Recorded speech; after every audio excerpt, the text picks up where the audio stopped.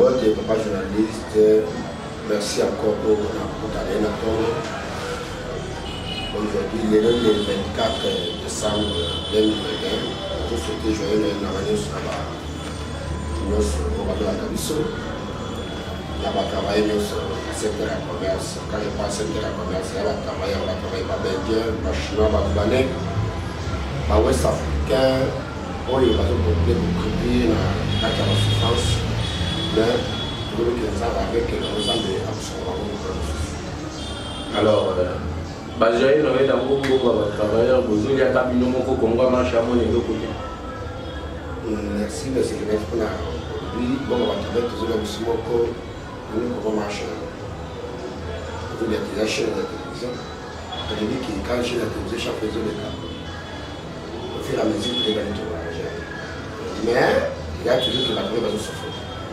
Ok, yango to yeli ya wakona kobeta masolo ba travailleurs bolandaki ba obalandaki première partie il y a spécial secteur il y a commerce bolandaki ndenge nini ba maman la révélation parce que pas yo ba travail bazali comment ensemble ngana bino totanga ki ba arrêter il y a ba ministre et puis to découvrir ensemble que non pas si wana ezali ko utande na ba autorité oyo bazali ko kambambo kana biso notamment ba ministre oyo bazali ba ministre tutelle il y a travail et prévoyance sociale ba toana ba monde bazali ko monisa baninga ou soit ba congolais pasi na secteur il y a commerce. Alors papa Toubé lobi to lobaki to monaki comment ba confusion ezali ko uta et pas ba ministre ou bila ki makambo administration na kati ya ministère ya travail dans les 5e compétences, il y a Batou Bazali Kokam actuellement, ministère du Travail, notamment secrétaire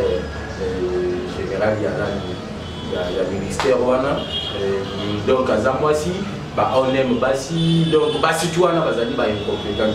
Mais Poto Bandelaka Wana, qu'est-ce que vous proposez?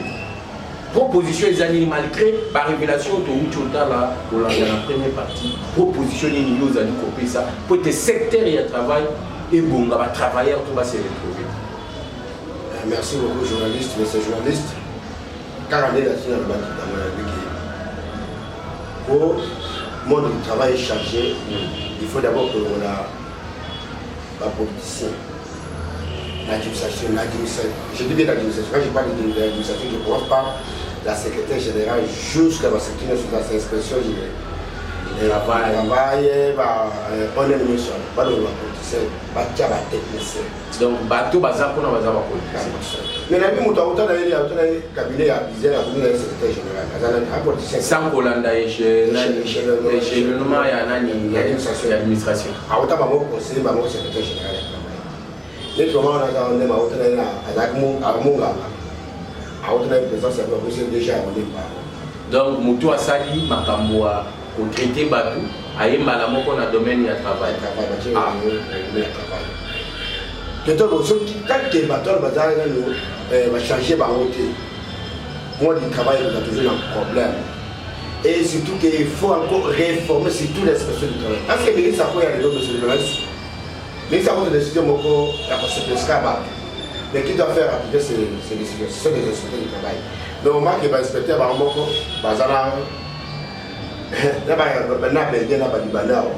inspecteur a commis comptable à Libanais. Au moins, papa, au moins, le Libanais a téléphone à Chéléteur. J'en avais un comptable. À Ben, au moins, nous avons dit que l'inspecteur du travail. Mais même si nous avons dit employé, un employé, ceux en conflit du travail, qui ne pas là. Et pas inspecteur pour partager. Et soit inspecteur a commis déjà comptable. Donc, inspecteur, il y a mon commis agent et indien. C'est quoi au côté là? À côté de l'Indien. Le travail est sacrifié. Donc, l'administration est à Kopola, dans le ministère. J'ai déjà beaucoup fois. Et ça, quand on a donc, Bissika Nyonso, dans le Congo administration, et ça, à Kokofa. Ok, dans le ministère, l'administration est à Kokofa. Et poli. Moussala Makasi Félix Tshisekedi est pour changer l'administration. Et puis, pour changer l'administration, ils ont qu'à jouer au mon côté. Papa, tu veux continuer. Le challenge très bien. Ce qui a changé l'administration, il y a un travail. Il peut avoir de bonnes intentions. Bien que quand on parle de social, ceux qui sont à la social, il doit avoir le travail. Parce que quand quelqu'un travaille, c'est là où la autre va rémunération, va se faire pas vivre. Parce que ce qu'il y a un bon, c'est là ça après ça donne ça. Quand on peut se mettre ça là, à partir de ça, on a gagné salaire, mais ce que vous savez, ceux qui vous savez, ceux qui les ont voyez, puis, quand on se dit, la mission de Bosso, tu dois être comme il y a. La quelqu'un qui a aussi accepté de procéder, par exemple, il a dit trouver la micro à la mer, quand la mer a tout pris, les nez pour aller. Les nez pour tenir, il y a commis, tout ça, une commission, il y a 2 mois les nez. Oh, il y a arrêté pour que les frais à la commission, il faut que la gouvernement. Il est le courant de ce bon élément, mais il est là. Et il va nager. Et Bima combien? On ne sait pas. Tout un arrêté. Comme on dit, arrêté, il est signé par le même coup. Donc, arrêté, on a montant et il va nager. Il va nager, il va nager, frais à la commission, il est demandé la trésorerie, il est bon élément, on t'en va en haut, à l'humanité. Je vous montre la commission, il y a un conseiller ici, maintenant, avant le salaire de Binangaï. Mais si vous n'êtes pas flexible, alors tu veux, monsieur le conseiller, flexible à quel sens? Oh, oui, vous avez des petits amours. Conseiller à Zoé Bissayo, vous aider Bango. J'ai dit, Baliambo. Moi, je suis là pour. Qui conseiller à Nem? Il y a des nems. Donc, conseiller ministre, un syndicaliste, va aider Bango Baliambo. Vous comprenez comment Mboka la mission exagère? Vous n'êtes pas flexible. Après quelques jours, tu commences à me dire c'est pas les mêmes pour la papa qu'on a dans la Cambodge, tu as les mêmes pour la Bénin qui va sous-traitant, il faut exploiter la nation. À chaque SPP, il va verser $10 000, $10 000, $10 000. Mais pas les mêmes pour. Après, ça va vraiment. Et les conseillers en question à la qui n'a dossier à certains moments, vous êtes flexible et tu vas dans ma télé. Attends ma télé. Ah bon? La société, la semaine, la lumière est comme attends. Tout le monde, il y a des courriers accueillis. Tu sais comment est-ce qu'on a ici? Et une protéine, ici. Oh, non, hasard parmi les hasards FDC. Mais tu as une élection de nous, il y a un peu qui n'est pas à FDC. Pas à Ottawa. FDC. Mais c'est vraiment les parler FDC qui ont fait un travail. Bango mi balé de Bango. Mais la Bible est bâtie FDC. Il y a un peu à FDC. What is FDC? Dans le même dossier d'Aki, il y a un Willy Batache au Bapatin. Balou. La même à tout Batin. Balou. Secrétaire général au Batin. Balou. Donc, ministère du Travail, il politique n'est pas politique.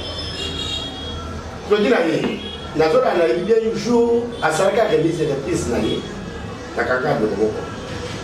Alors, il y a pour faire appliquer tous les ordonnances, tous les arrêtés, tous les documents où ils ont bien avoir le monde de il y a le travail.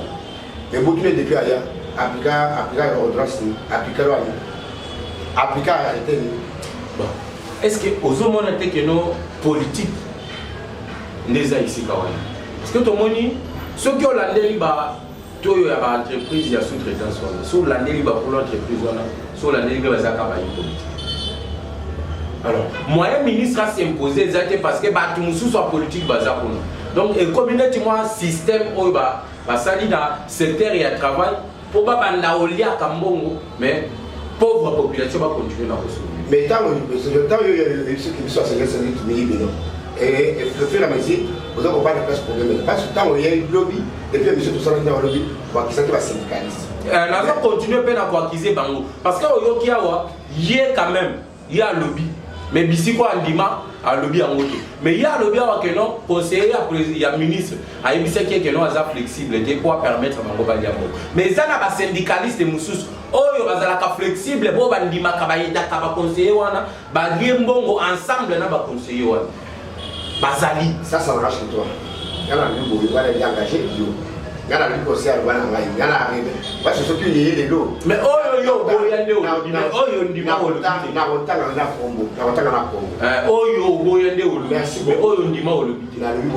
parce que pas si y a des travailleurs, ils ont un na bango, na mutu au ministère du travail, na mutu à entreprise ou à sous-traitance.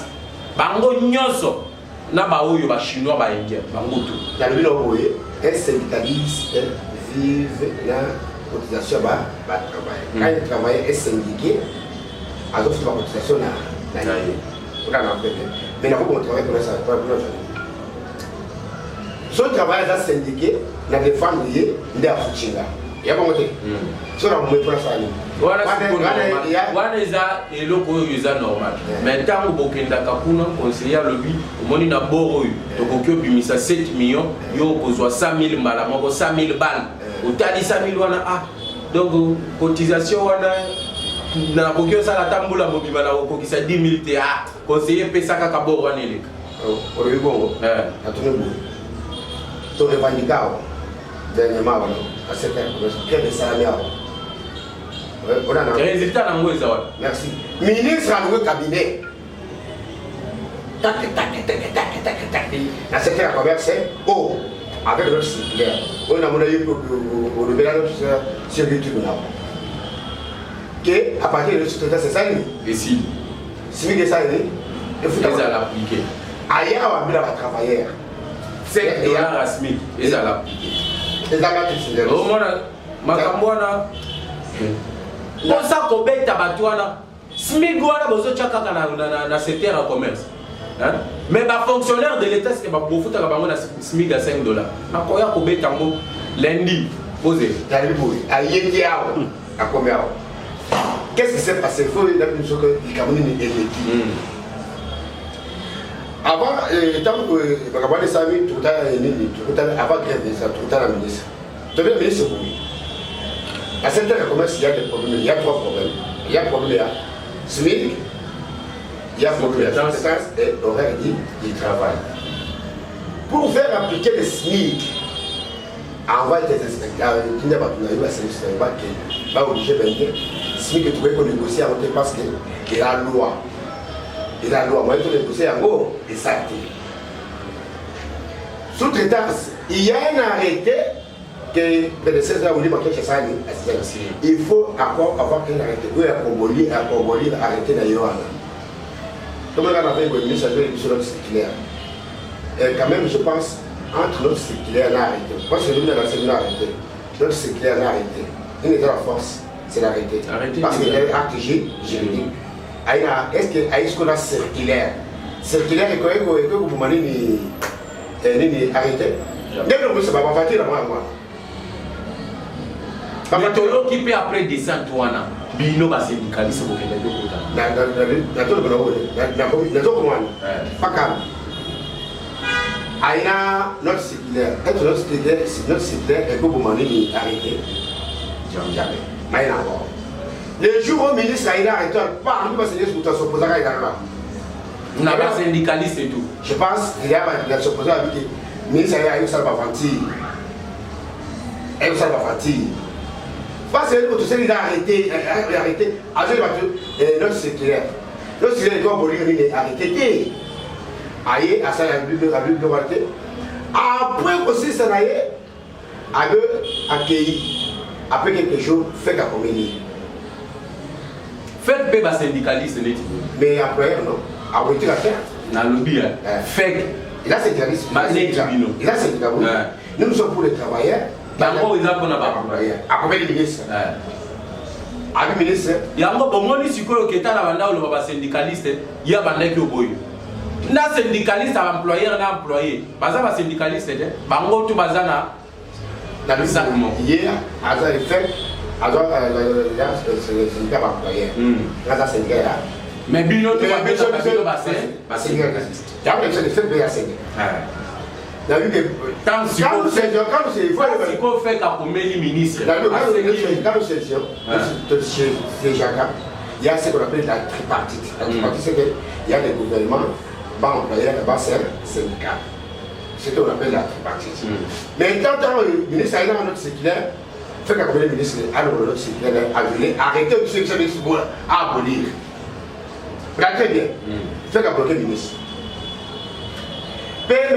donc ministre c'est là oh ils allaient une mission de décryptage vous allez qu'on décrypter les moindres détails donc ministre ayebi musala na été fait kaye kotali ça y donc azotangi ça y que non notre circulaire na yo ils ont violé arrêté qui signé par le prédécesseur na yo alors il faut totolo baka au panzanani notre circulaire na yo. Mais comment yo za ministre, oza na ba conseiller, oza na secrétaire général le pa na yo. Ba yebite que notre circulaire au tozo sala pour avoir un comme pas na yo ministre au signé, il faut aller na cabinet na yo. Dire kabaya ministre il faut mon document wana. Secrétaire général il faut mon document wana. Conseiller juridique il faut mon document wana. Donc bango ba mona kite que notre circulaire na yo et violer, arrêter à prédécesseur na yo. Il faut si quoi le fait baya ko tangisa yo. Dans le milieu baya ko tangisa yo que non. Notre circulaire na yo ils ont violé. Mais c'est juste la bosse qui est là pour quoi bisa yo. Tant cabinet a produit les commis. Nous avons écrit la lettre pour demander la création du protocole d'accord dans la sécurité. Et celui qui est dans le cabinet, le cabinet a un protocole d'accord. Le cabinet a ministre protocole d'accord. Oh, il y a une injonction à mon conseil en boca. Exact. Protocole d'accord. Batinda batwa wana sawa. Batinda conseiller mo pa wana sali photocopie na bisiba. Conseiller azoya oluka protocole d'accord. D'accord que na yo. Et pas syndicaliste. Na lobi na protocole na photocopie na bisiba. Siko bazo sala musala ni. Je sais pas. Bazo mituna. Mokonzi mboka ozali kolela lela metala bato ba uche na bakabina na ba ministère. Après Tokei, tant que fait comme ministre, nous avons compris il a bloqué ministre. Il y a par rapport à l'application il y a notre circulaire. Tu es sûr tout de suite. Au moment où tu es cette ministre, tu vas que faire à bloquer.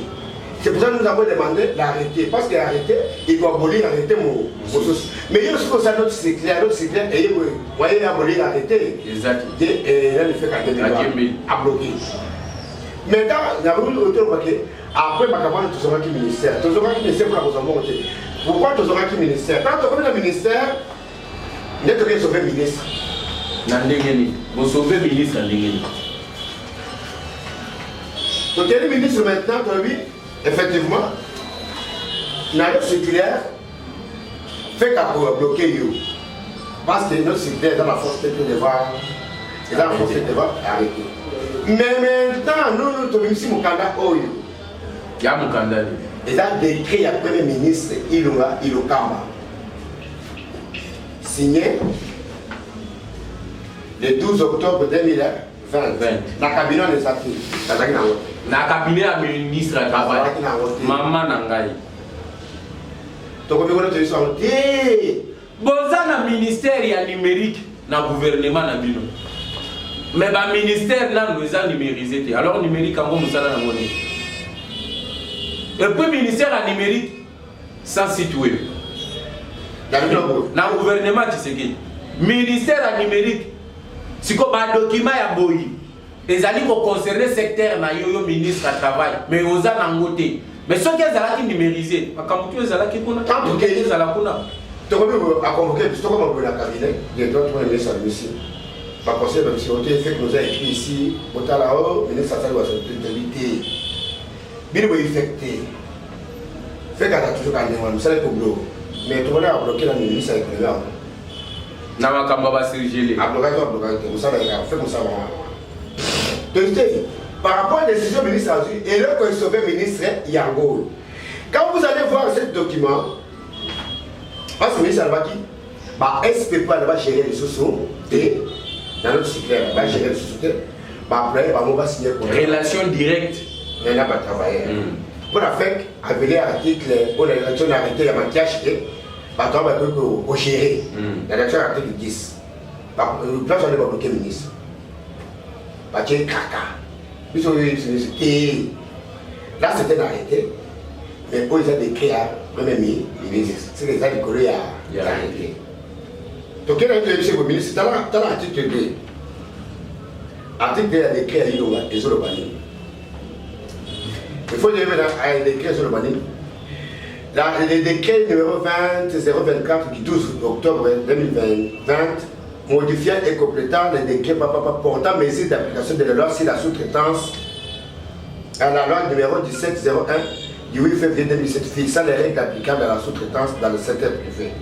Au moins, je peux décrire le temps parce que le temps va créer structure sous autorité de régulation il y a sous-traitance où il a caché à la préférence de la République.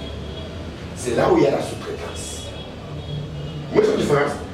Est-ce que on aime Sous-traitance, c'est surtout dans les déjà parce qu'il y a la loi, c'est la sous-traitance. Dans le ministre a de l'autre côté, de votre service, de le ministre de l'État. Et répond en fait, il se fait que, au début, il y a on doit dire, on doit agir par peu. Tant que article des organismes. En application des dispositions des articles D et 3 de la loi numéro 17/001 du 8 février 2017 fixant les règles relatives à la sous-traitance dans le secteur privé, les services privés de placement, des assurances, réassurances, co-assurances et courtage d'assurance, les banques et les professions libérales, entre parenthèses, avocats, experts comptables, notaires, huissiers, médecins, pharmaciens, etc., sont en principe exclus du champ d'application de la sous-traitance. Sont exclus quoi? Du champ de l'application de la sous-traitance. La PCSPP ou non? La pétition. Hein? La pétition. Les services privés de placement. Oh, le coteau, yo. Après ça, on peut pas SPP. Va gérer. Mais en minute, il va appliquer la sous-traitance. Oh, service privé, il va SPP. SPP, il y a un peu de vie. Oh, il va travailler, non? Oh, il va décider à un moment. Bateau bazoya pour proposer ma travailleur et pas ma. Et pas bien. Maintenant, on va service privé de placement. Ce n'est pas la sous-traitance. Les SPP, service privé de placement. Les sous-traitance. Il y a sous-traitance. Mais si on est dans bazo, aïe, mboko yo, tout passe. Qui sait que Diazana, maman a problème. Maman a problème. Babylon quoi bouille. Au degré à premier ministre réseau qui s'aba SPP service privé de placement ba boy bango ba kota na makambo sous-traitance ba boy et pas ilunkamba na 2020. Mais qui le bazo continuer. Ya mboko yo eza état de droit parce que état de droit ils allaient respecter Babylon. Oh ils a degré. Donc après ordonnance ya mokonzi ya mboka ils a degré à premier ministre. Mais bon, tu as dit que tu as saboté dans le secteur du commerce. Tant qu'aujourd'hui, tu peux se ministre de quoi? Des ministres ont du courage, il y a pour répondre à faire. Je pense que c'était l'inspecteur provincial à laquelle je avais vu sur la torre. Vous êtes où? Je vous cherche. On va voir si vous avez photographié à document. Pas dans l'autre. Il y a des degrés, oui. Pas dans l'autre. Maman Nangaï. Tu as vu? Mon cadavre, vous pouvez répondre dans l'autre. Administration, il va administrer. Zanine. Les administrations. Je pense, à partir de 3 ans, des ministres pour son courage, il y a pour répondre, on a fait pour des faits. La décision de la sortie, d'abord c'était un début beaucoup mélangé. Moi j'avais appliqué, j'avais décidé par rapport au décret Premier ministre. Fait qu'à Kangami. Fait à contredire, exact. À PCD. Parce que si les SPP sont interdits, si les pas d'acheter, si les champs d'application de la sous-traitance. Mais maintenant, ministre, tant aujourd'hui au comité fait. Après quelques jours, ministre a 200 000. Au moins, à ça, avec le ministre, notre c'est clair, ministre a quand même. Dans la société, la vie, les awa. Avec le commissaire, notre secrétaire, quand on est là, il est la même à 3 salades. Quand on est protocole d'accord, on fait une décision, après quelques jours, on revoit la décision. Dans ce que nous devons se renvoyer comme ça. La décision n'est pas arrivée. Dans une autre circulaire, on y va gérer les sociétés, on va se faire votre travail. Et on va les salariés. Au lieu de sanctionner, à sanctionner tout quelques jours, avec ça, c'est clair. Dans notre cycle, à Salio, vous allez voir que dans notre cycle, à mois octobre, parce que notre cycle, à Nibosa, ça a été au mois d'août. Oui, il y a un mois d'octobre. À Omoni, à notre cycle, à sous-traitance. À Onyoso, service de placement. Au service de placement. Nyoso. Parce que plus de 400, tout est détaillé, sur plus de 400. 400 services privés de placement. Tout est dans 300 quelques. Au besoin de dépendre dans ONEM. C'est quoi sous-traitance c'est ça? Sous-traitance, par exemple, il faut appeler sur la différence sous-traitance. Par exemple, on dit qu'il y a, par exemple, Bralima, ça peut-être entreprise, il y a fabrication de bière. Bralima, elles ont fabriqué la bière. Il y a beaucoup de gens pour fabriquer la bière parce que c'est l'objet principal pour fabriquer la bière, objet naïf. Ce qui est à la société pour fabriquer la bière. Maintenant, pour fabriquer la bière, il faut avoir des ingénieurs, il faut avoir des techniciens, peut-être des chimistes. Vous avez très bien. Avoir engagé peut-être 500 travailleurs, des chimistes, c'est pas 500. Mais il a besoin maintenant de la sécurité, par exemple. Il peut sous-traiter la sécurité. Donc, à négocier la société, moi, je s'occupe de la sécurité. Et la sous-traiter sécurité. Mais il ne peut pas sous-traiter les ingénieurs parce qu'ils ont objet naïe. Domaine naïe. Domaine naïe. Quand on travaille dans le domaine naïe, on a beaucoup de sous-traiter par monter. Après, sous-traiter, il va faire un service connexe. Annexe quoi. Annexe. Par exemple, vous avez besoin d'avoir nettoyé la bureau. Tu peux sous-traiter ça. Donc, au solo, la société Moussous, ça la Moussala wana pour batindela yo ba agent na bango ba ya kozala Moussala wana mais batwana yo ko futa bango te ko futa des sociétés wana pour ya futa ba agent parce que on déjà ba service annexe mais objet principal na yo il a dit aux aliments pour ça bien il faut les abattre au cours de sous-traiter service wana tout que sur la mode de la mission à secteur à commerce un ingénieur qui veut peut-être aller pour ça dans magasin. Objet principal des amis, vente. Pour ça, la vente, il faut avoir un facturier, il faut avoir un comptable spécial, il faut avoir la vente. Il faut avoir un facturier, on va facturer, il faut avoir un caissière, il faut avoir un livreur, il faut avoir un manutentionnaire, mais ces services-là, on sont traités et en beauté.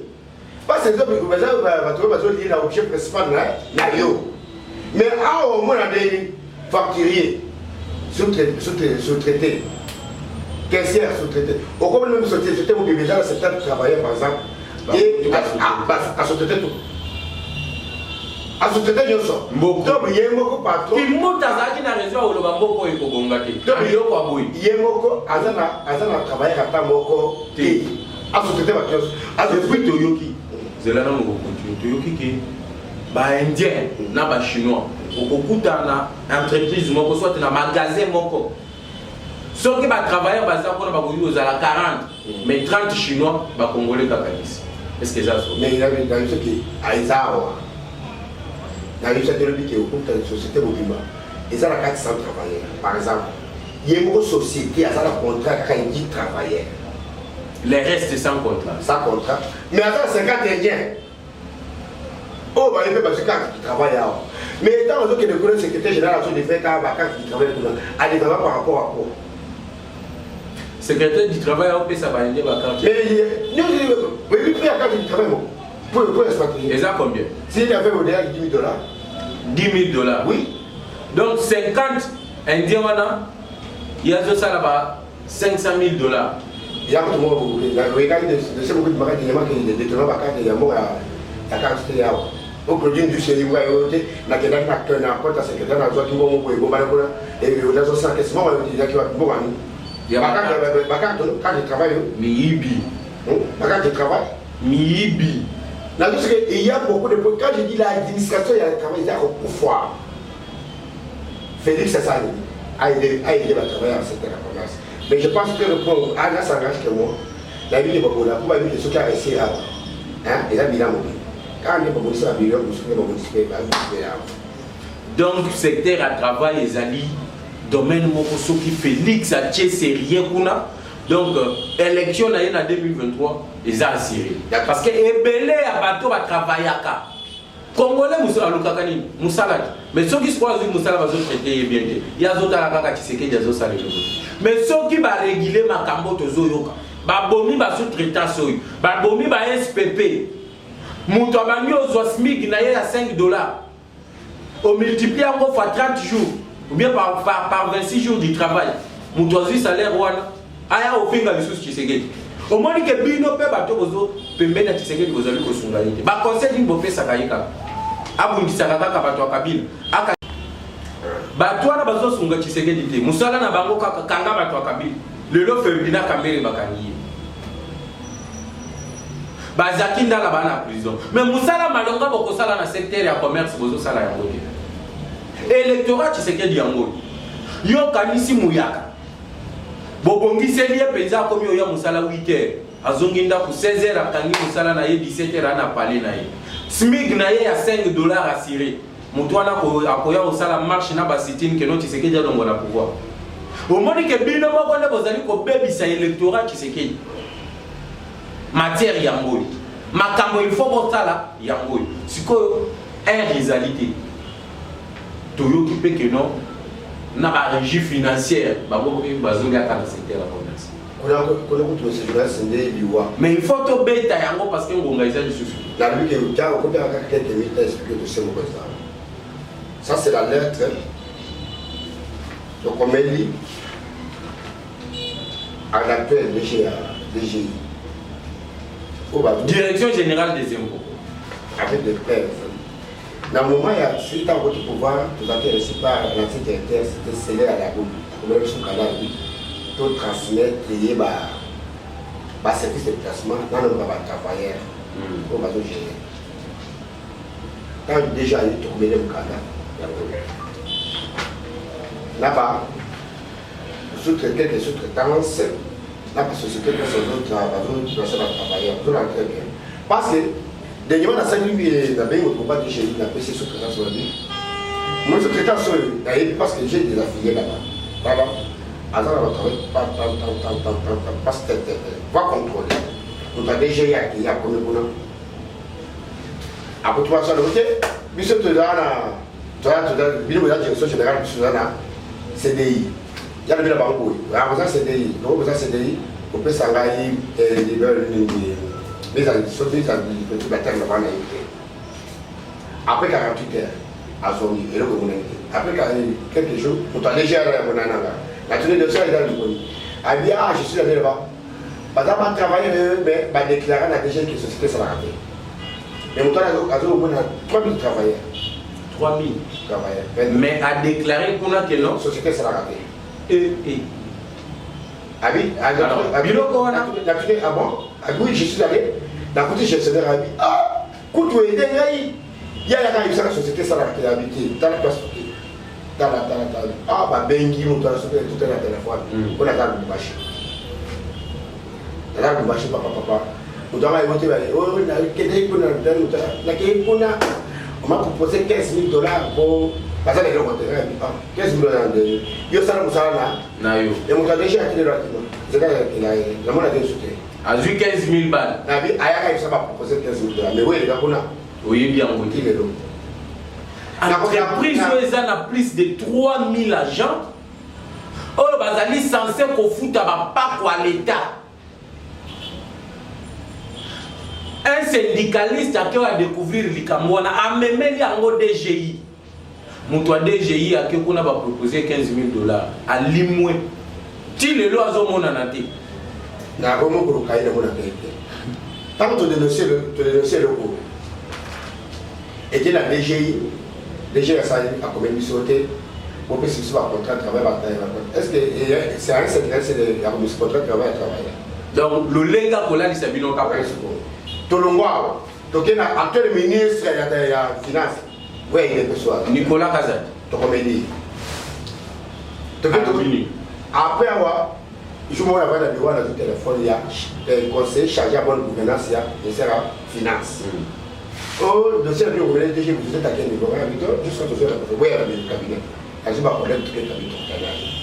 Votre document, vous avez très bien. Pour que vous soyez ministre, vous transférez le pouvoir par ministre. Parce que nous ne sommes pas des procureurs pour tous ces éléments de semaine. Il faut que vous ayez votre transfert, travail par parce que vous souvenez de tout les déchets, tout ça, vous venez voir des dossiers. Depuis le mois d'août, d'abord, je pense au moins à acquérir la réception. Qui est là qui n'a pas de bail à ma caractère. Bango peut balayer. Ah, merci. Parce que il y a mon amour. Où est le qui est bien? Dans quel cabinet? Il y a Nicolas Kazan. Oui. Le document est là, Donc na mboka na biso eloko ezali ko changer ezate na lui ya boy na mutu babandaki koloba yende azali ko gérer bien mwebota bakotisi dossier ya mbongo bazali koyiba l'état batu baye na dossier oyo bapesi bino bolandela likambo toyeba ekomiti wapi bino boke bolie mbongo boyibi l'état na cabinet ya nani ya Nicolas Kazali na kutana na conseil la chef ya bon gouvernement na kutana na je pense après ça quand il yo les gars kuna kilero ah oui il y a vu que c'était la commerce c'est bandu depuis fleuve Timalou parce qu'il y a des magasins qui jusqu'à maintenant combien de travailleurs ce travail là je fais un bon année les budgets étaient votés malade donc comme attendre 30 millions 30 milliards plutôt mais moi les gens géré pas mais qui n'a pas déchiré au monde ne va tu peux tellement Batouana Badizo Ibaka. Na le bino boye, la lettre est là, depuis mois d'août, adressée au ministre. Il y a déchiré Yango. Toujours de Babibi, tout le document, tout transfert de Bango. Le ministre Yango. Document qui te va dire depuis le président, au moins qu'à chaque président. Depuis au commun la ministre, est-ce que le ministre a répondu à qui les doit même acquiser de la société volontaire. Qui, au moins, jusqu'à la présence, mais le président c'est accusé réception. Mais le cabinet ministre a besoin d'accuser réception. Alors, tout le banan, les travailleurs, les lotolobé libino, si le Congo marche télévision, le lengeni bazali comme maltraité bino. Nous comprenons que pas si na bino zo ou tana bayi politique, bato bazali ko kamba biso. Alors pourquoi ne pas sécher du travail? Papa, il a dit, beaucoup organisé, pour le côté, on se peut se signaler à Kiev. On est venu de la Bengue à la Mito. On me regarde au niveau détaché, comme on voit que la police. Faible, c'est de la police. Sur la police, il n'y a pas. Comment ça arrête le travail? Mais quand on a accès aux documents pour les documents, il y a les gardiens de documents. Mais ceux qui ont abandonné la police, règlement, quand on va travailler pour ça, il y a la contre tu vois, quand il va travailler pour nous, on a le cœur, c'est intéressé. Mais quand il va filer la lettre est là et la guerre a été légale. Donc, nous, commandant, moi, si tout le monde a là, il y a un oui, oui, l'ensemble, il ne faut pas travailler. Monsieur le travailleur là dans le pauvre. Bazo Foutaï n'a bien dit. 100 000 à prison. À revendiquer, c'est la police. Parce que au monde de la police, il y a pas de choses. Adiba bandio kanga adiba policier ati ko ba libo so ba magasin boti kaka bango bongo ba policier ba tekela bango kasi ba policier ba sani mais tant le boya to ko ya ba to ya ba no musana ta ba no ke na ko inspection ko ba ko de la parce que ba inspecteur ba mo ba ko on est ka ko de papa que inspecteur le faire une inspection yo ni na dans problème ko tina que le faire la police mais quand on dit que le faire la inspection on dit inspection des anneaux on dit policier va dire on a pas boyé allez mon contacté dit baba no Congo là bon chaque magasin peut-être $20 il va magasin le soir bien vous tomber sur la bêche c'est là où va travailler ce que va parce que c'est le zone bon nous subissons ça on m'a que c'est pas nous nous dénonçons et tout ça la nuit se met là et quand on est sur le bon attendre trop c'est trop bon revendiquer par bien la police il est capable pas c'est vraiment sur la police on m'a dit que les gens les gars non ça sur la caméra caché côté va poser les voitures dans le vraiment merci beaucoup Bolandi le lengenini musali zali ko sali mana secteur ya commerce awa na ville ya Kinshasa boyoki ke secteur ya commerce ezo banda fleuve voyo Timalou kuna ba travailleurs bazali kuna ebele mais bazali ko souffrir makasi parce que bato bazali ko zo bango na misala bazali ko traiter bango malamu te et tout ça avec la bénédiction ya gouvernement oyo to bengi ya ba warrior parce que depuis gouvernement oyo koti et le comment ko échanger te ba indien bango moko bazali côté kati bonbon wana c'est côté mususu to ko lobela makambo économie to ko ya mbape bato ya économie awa na Congo marche télévision po baye bisabiso ndenge nini ba indien na ba chinois bazo continuer na côté ka ba bonbon indien azoteka moi polo moko. Donc, incompréhensible alors que Mibé qu'on a vu sur les alliés pour interdire commerce détaillé là-bas expatrié. Moi, je ne vais pas tout bien avant tout. Il y a un président de la République, il faut aider les travailleurs, il y a secteur de commerce qui va marginaliser. banana basuki to ba do le pesa qui est de société on nous a beaucoup préféré attirer au salon peut-être kalami to est pas par le game kaka on a ni le assistant de la danger to ba ministère du travail on a on ce que au équipe vraiment on a travail bon bandana secrétaire général na warai bani inspecteur général warai bani la dame là de nom il faut pas avoir une bande. Mais je pense qu'il y a pas de travailler sur une cabinet. À travers le cabinet, je ne peux pas tout dire ici, à travers votre cabinet. Puis sur le gars, on a dénoncé ce qui va pas bon. Mais dans ma je pense que M. Tossaïka va se réussir à dénoncer les autres cas. Je pense que nous avons ceux qui ont le plus vérité. Il y aura des menaces. Nous acceptons de mourir, ceux qui vont pas bon parce que mais il va mourir 5 et beaucoup peut-être au qui sera pas capable de mais il va que vous ça un jour il peut se faire là parce que tu vas nous dire que la dame là on va nous faire immortel mais on va chercher à ce qu'il y a quelqu'un de ce ici j'ai dit je vous remercie. Vraiment merci beaucoup to comme na suka émission na biso de cryptage de l'actualité politique oyo ezaki présenté na humble serviteur na bino Jeff Badi Banga. Bon continuer kaka na ko s'abonner massivement sur Congo Marché Télévision, continuer à liker nos émissions, de les partager aussi et de commenter et surtout de nous écrire na numéro ezali en bas de l'écran pour na ko misela biso ba suggestion na bino ba remarque na bino poete to bongisa musala pour na avantage et la population congolaise. Si vous voulez nous contacter, notre numéro c'est le plus 243 81 717 11 97 plus 243 81 717 11 97. Joyeux Noël à vous tous. On se retrouve à la prochaine occasion sur la même chaîne à la même heure avec le même plaisir. Ciao.